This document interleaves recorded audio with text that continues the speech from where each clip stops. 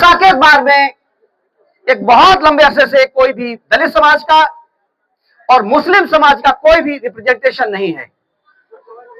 चौधरी साहब हमारे हैं ना, चौधरी साहब एक ऐसे एक मत देता है जो किसी भी गुट, किसी भी जात, किसी भी धर्म, किसी मजहब, किसी भाषा, किसी क्षेत्र, किसी एक पर्टिकुलर ग्रुप की बात नहीं करते, सब समाज की बात करते।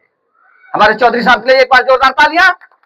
और इसी के साथ मैं अनुरोध करूंगा हमारे वरिष्ठ साथी दाऊद अहमद जी से, कृपया वो हम सभी को संबोधित करें। दाऊद अहमद जी के लिए जोरदार तालियां। और बल के बूते पे जो लोग चुनाव जीतना चाहते हैं उन्हें इस बार दिखाना है कि बदलाव बिना धन और बिना बल के भी हो सकता है।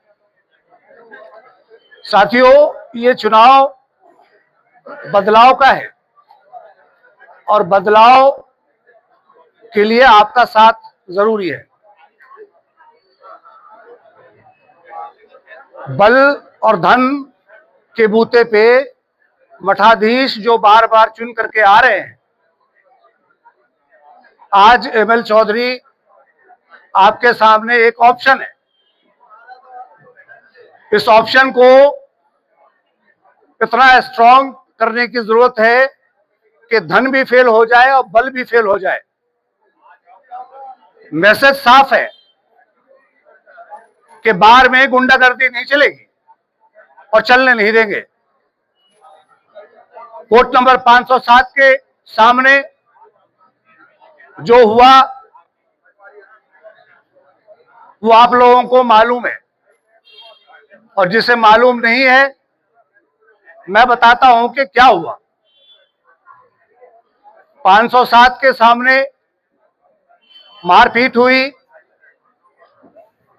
और वे कौन लोग थे, किनके साथ मारपीट हुई, उन्हें मैं बुलाऊंगा स्टेज पे। मैं चाहूंगा कि वो अपनी बात रखें और आप लोगों को पता हो कि बार में किस तरह की गुंडागर्दी चल रही है। साथियों, बार का लीडर कैसा हो, ये सवाल हम खुद से पूछते हैं।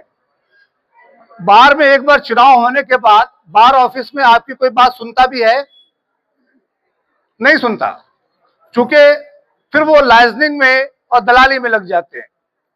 बेंच के सामने आप जलील होते हैं, बेंच आपकी बात नहीं सुनता।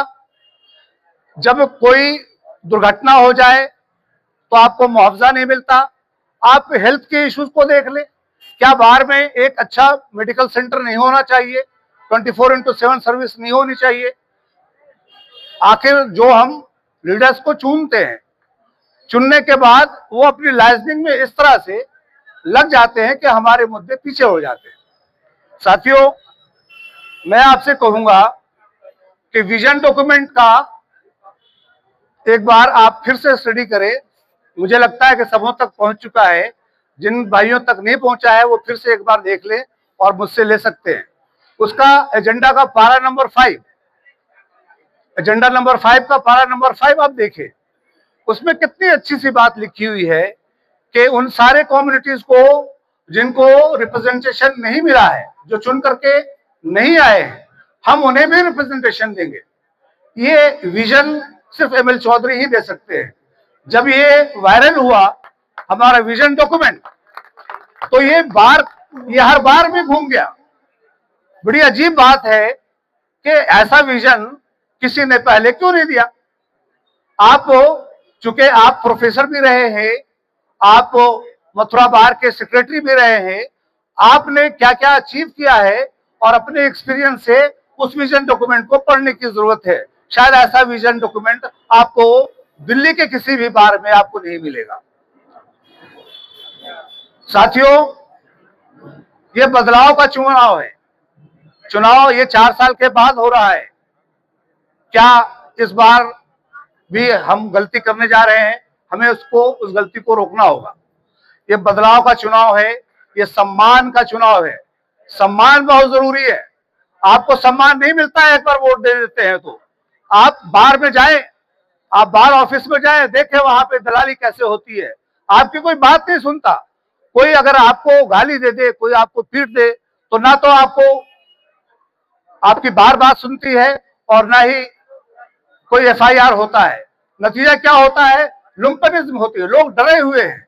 इस जो नॉमिनेशन हो रहा था, उस नॉमिनेशन में आपने देखा होगा कितने लोग बाहर से आए थे, आउटसाइडर्स थे।